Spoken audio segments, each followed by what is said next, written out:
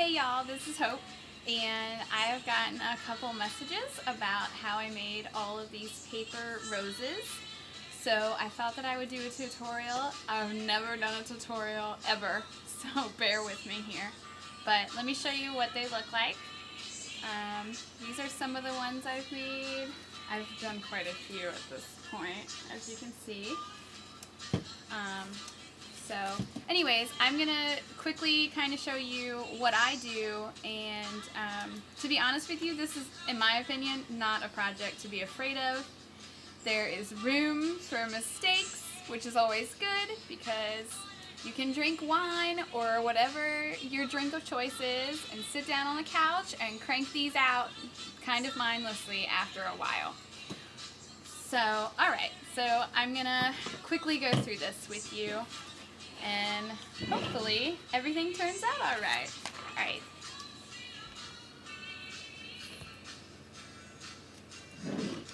Alright, so let me get my glue gun ready. I guess I should tell you that you need paper. I've been using any kind of paper, sheet music, maps.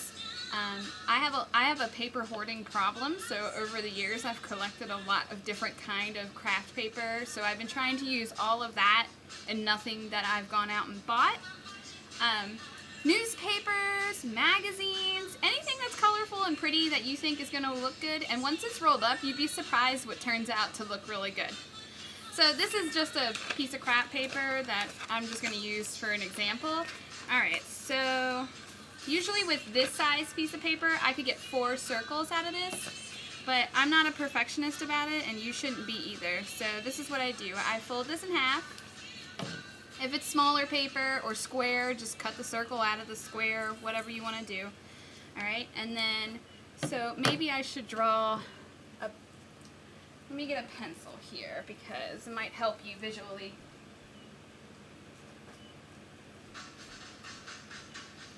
Alright, I usually just freehand it, but for the first couple of ones I did draw a circle, so alright, let's just say something like that. Alright, and take this,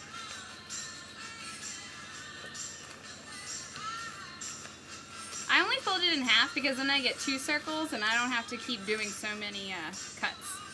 Alright, your edges can be jagged or ruffly, whatever, doesn't really matter because once you roll it up it's not really that noticeable, and even if it is, it gives it texture. So from there you have a circle, well you have 2, but we'll toss that one. So you have a circle, and usually what I do is I cut out a bunch of circles and then I do the next step, which I'm getting ready to show you, instead of doing them one by one. So from there, let's say, I'll draw another picture so you get the idea. You just do a spiral, right? So, like that. It's hard to see, I'm sorry. Maybe I should do it on the white side for you.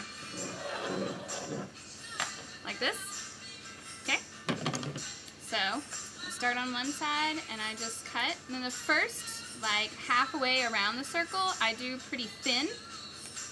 And then as I'm going, the circles get wider because the outer part is going to be inside of your rosette, and the outer part is going to be the bigger petals, if you will, on the outside. So you want those to be a little bigger. Alright, so cut, cut, cut, cut, cut, cut. And then when you get to the end here, I go one more piece, and then this is all I have left, right? Alright, so now you have a cute little, whatever you want to call that. Alright, so this one's crap, so I'm not going to use this to show you. These are all the circles I've cut out of craft paper, and they're already cut into the spirals. So, I'm going to use this light colored one here to show you.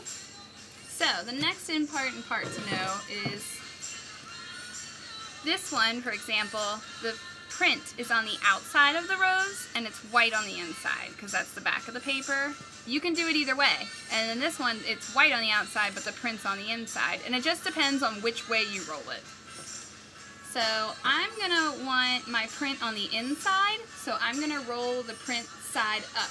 If I wanted to do the other way, I would roll it the other way, obviously. You can roll this with your fingers, but I find that it's easier and saves me some time if I just use a pen. I'm going to turn this radio down.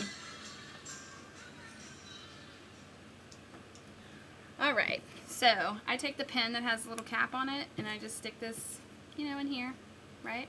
And then, oh, all right, off to a bad start. All right, so I get a little piece and then I just roll. Trying to keep the bottom of the thing lined up with it here. And I just roll, roll, roll, roll. Now you don't want to do it too tight because then you have a hard time getting it off of the pen cap and then you unspiral all the work you just did. So I'm just twisting it.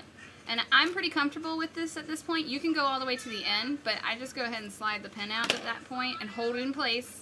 And then I just keep wrapping. And you want to try and keep the bottom flush, as you can see, you know. So I'm rolling, rolling, rolling until I get, and you can get a little sloppy, like I said.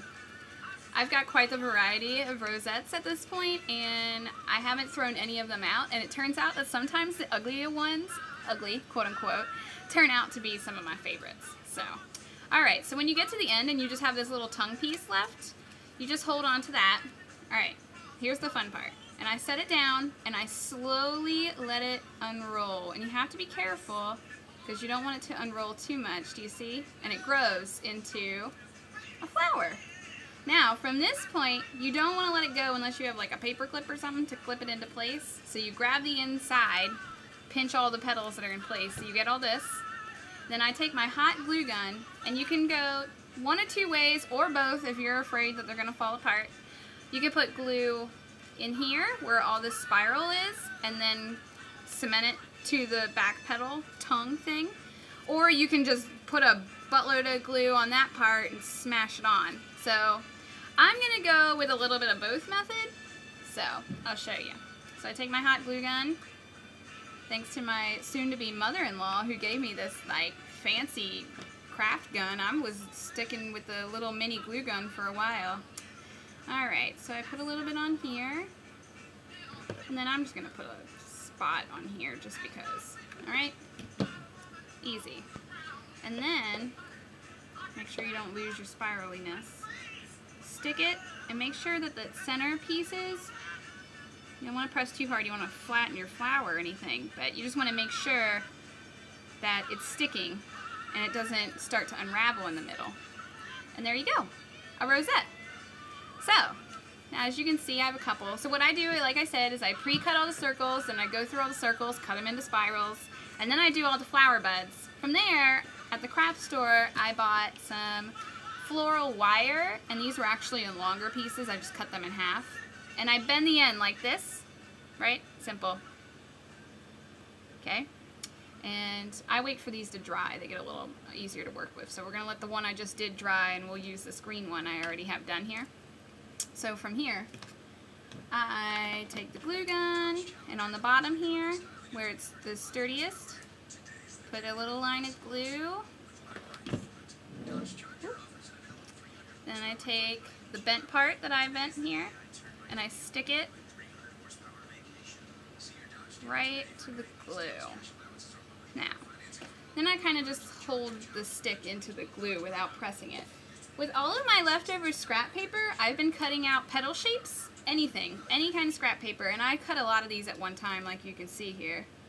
And so this is where you can get kind of mixy and matchy, which I really like. You know, you don't want everything to look the same. So here's a leaf I cut out with some black and white paisley. And what I do is I stick it over this wet glue here, so you kind of are covering up your glue job, right? And on top of that, when I squeeze the paper around that wire and then hold it in place, not only does it disguise my glue and wire, but I feel like, at least, I don't know scientifically or anything, that it holds it better. And so, there you go. And then I just set them in a jar while they dry, and I just move on. So, I'll show you really quickly some of the really fun ones I've made. This is just craft paper, but I've been using vintage bingo sheets. You can see this one is really loose because this one, when it was unrolling, got away from me a little bit. But I just glued it, and it looks pretty cool, right? So you can use that. You can use, I've been using maps. My fiance is from California, and he spent a large part of his, he went to college in Berkeley, so he's in love with the Bay. So we had this old mat from San Francisco Bay Area, so I've been using that. I have some with the Chesapeake Bay, which I grew up in Maryland, so you know, and nobody's gonna notice that, but I know, and it makes me kind of happy. So, and then when you get really into it, and you have thinner paper, like some of that really thin origami kind of craft paper I had, and I don't, origami and I are not friends.